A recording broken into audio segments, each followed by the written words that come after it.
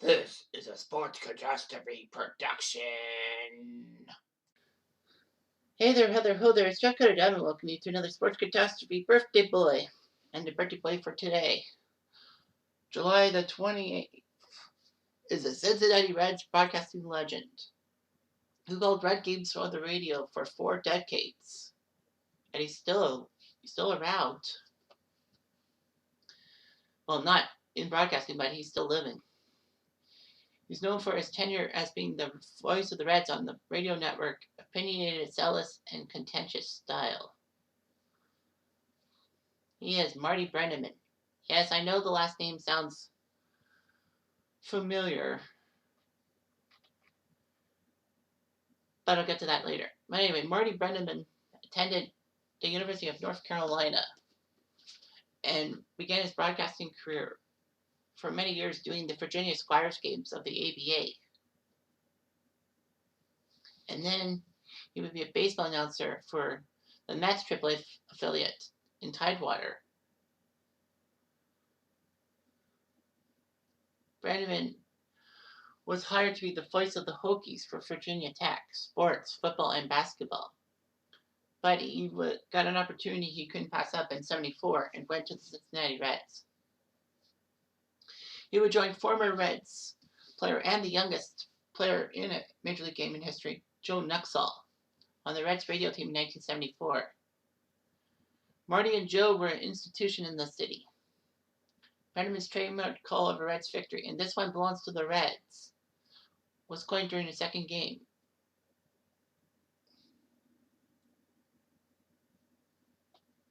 Anyway, they wanted to put that phrase, and this one belongs to the Reds, in lights outside of the Reds' new stadium.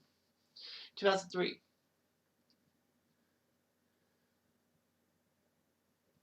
But of course, officials next to the idea saying the ballpark belongs to the taxpayers and not the Reds. Nuxall's sign off, rounding third and headed for home, was used. Kind of stupid. Marty Brennaman was a Cincinnati Reds institution. And for 45 years, he would broadcast Red games.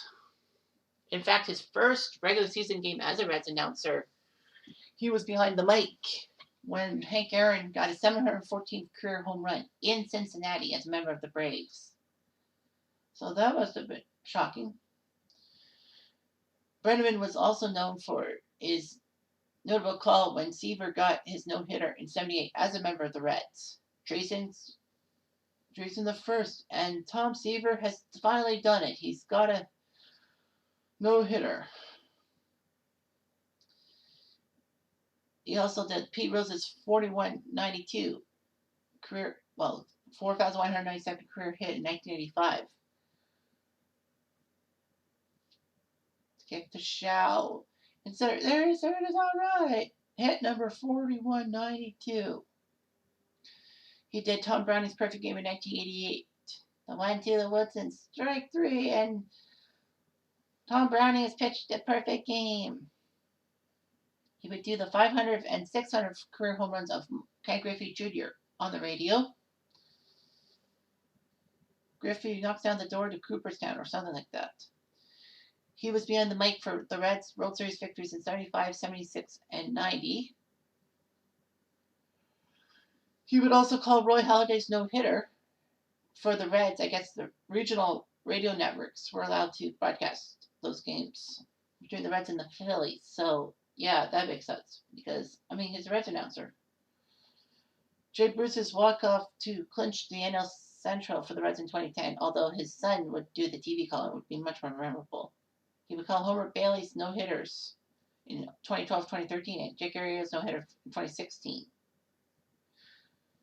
Marty Brennaman won the Ford Frick Award in 2000, which meant an automatic trip to Cooperstown as the baseball announcer, having major contributions to the game of baseball. The National Sportscasters Association named Brennaman as Ohio's Sportscaster of the Year 12 times and Virginia Broadcaster 4 times because he could do versatility for baseball, football, and basketball on the collegiate and professional levels. Brennaman even called games for the Indiana Pacers, which is weird. But anyhow, was inducted to the Virginia Sports Hall of Fame and in the Cincinnati Reds Hall of Fame. Unfortunately, Marty Brennaman would not be without controversy, unlike his son. Anyway, Brennaman and Nuxall, the Marty and Joe show, were told to appear before NL President Bart Giamatti at the NL office.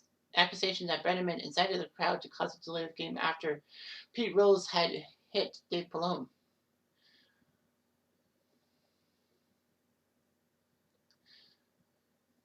After Rose was ejected from the game and Brennaman criticized Pallone during the live radio broadcast, fans littered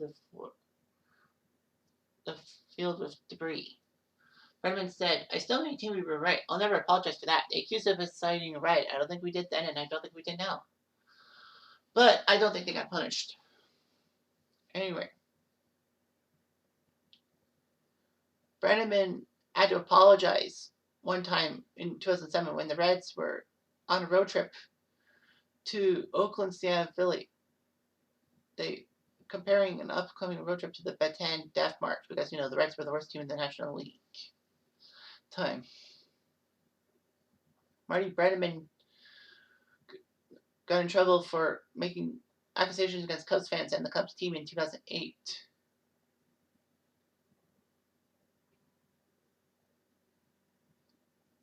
Of course, when the Cubs fans customarily throw the opposing player's ball back onto the field.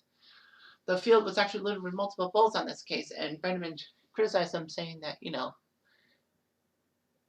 it's kind of thing, quite honestly, that makes the Cubs, people want to see the Cubs lose. 15, 18 balls onto the field.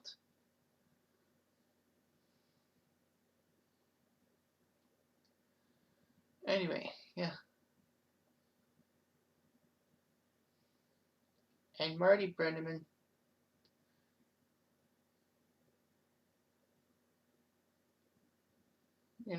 was chastised for commenting that Marshall's president must be queer for softball at the university's baseball banquet and fundraiser. Could have made a better choice of words, but it doesn't affect my opinion about gays at all. It's just a comment about the president of the university. Well, that unfortunately, that's a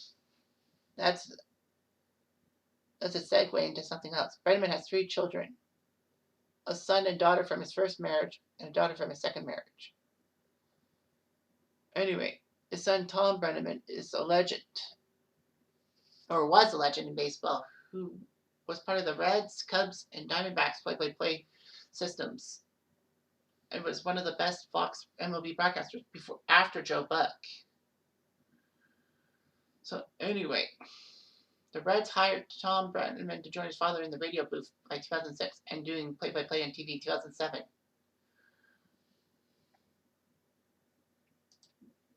And he did a good job. Unfortunately, Tom Brennaman would get himself into deep trouble. Remember when I said about the queer comments? That's what Brennaman said.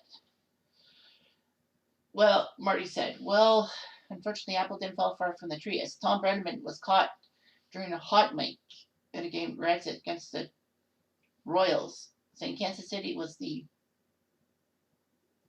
guess you could say, the queer capital of Missouri or something like that. And then Brennaman was told about his comments, and Tom ended up losing everything with the Reds and all that. He wasn't allowed to be on the Reds broadcast anymore, and Fox let him go. Quite rightly, unfortunately. And Tom Brennaman tried to apologize, but unfortunately Nick Castellanos hit a home run during his apology, and that made Brennaman's statement even worse. But, Marty and Tom were gone from the Reds organization within a year of each other. That's sad. That's just pure sad, but them's the breaks, I suppose. Anyway, I'm Jeff Diamond. I do.